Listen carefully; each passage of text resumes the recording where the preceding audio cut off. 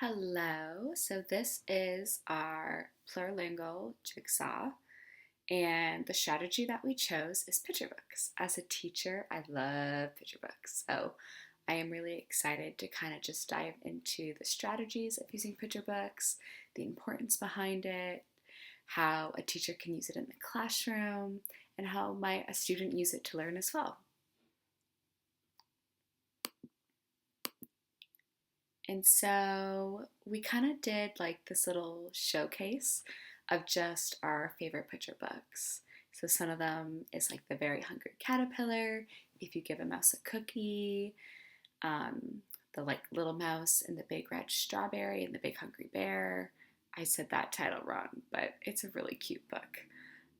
One of my favorite books that I've recently been using in my classroom, it's called Meet September, and they have one for each month. And it's really cool because it's like very multicultural, so it invites like it entails like the different holidays, a part of different like religions and cultures and backgrounds. So it's really exciting because I had one student when I was reading it was like, oh, no way, like we just did this at home. And so I really just love how books like that can really open doors for conversations, especially with my students. Another one of my favorite books is like The Berenstain Bears. I just absolutely love that. And we read it frequently in my classroom. The Giving Tree, Brown Bear, What Do You See? I love Eric Carle. He's just a fantastic author. And then Fancy Nancy is also a really great book too. And so I got to do What is the Strategy? And there's so many strategies, but I'm hoping that I can kind of just pinpoint like the really main like essentials using picture books in the classroom. So the strategy that we would implement in our classroom that supports learners, English learners and plurilingual students is picture books. Picture books contain like illustrations that are visually stimulating and engaging for language learners. They often are filled with like colorful images that capture the student's attention and stimulate their imagination that promotes interactive learning. So for example, the picture book Mix It Up. It's a colorful and interactive story that teaches children how to color mix with the turn of each page. So picture books also add to the learning experience because it's an opportunity for students to interact with the text by exploring the pages and navigating the narrative. So what I mean by that is like, for example, wordless picture books, like The Goodnight Gorilla, they use images to tell the story without words. So students who are struggling readers or English learners can use wordless books as an opportunity to build their literacy skills. So it gives them the chance to become the narrator of the book by creating their own story with the images that they see. It's also a really great book for students who are not quite reading just yet. So in my pre-K classroom, we do book time. And so I have the students open a book. We talk about the pages that they see, like all the different illustrations, and they create their own story without even knowing how to read any of the words on the book.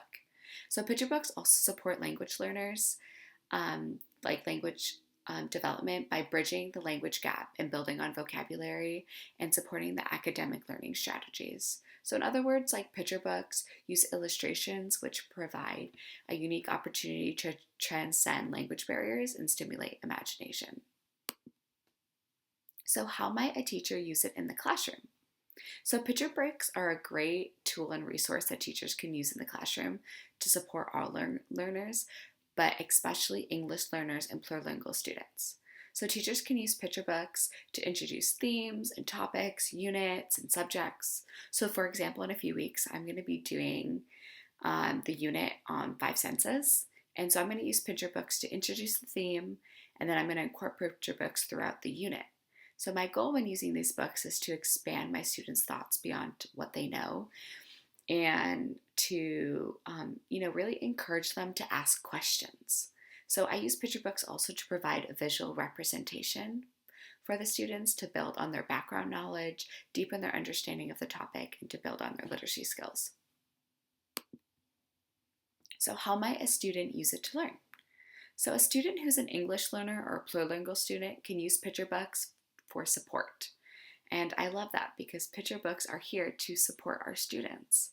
So, reading a book out loud in a classroom can help boost a student's vocabulary and by using images to develop a deeper understanding of the words.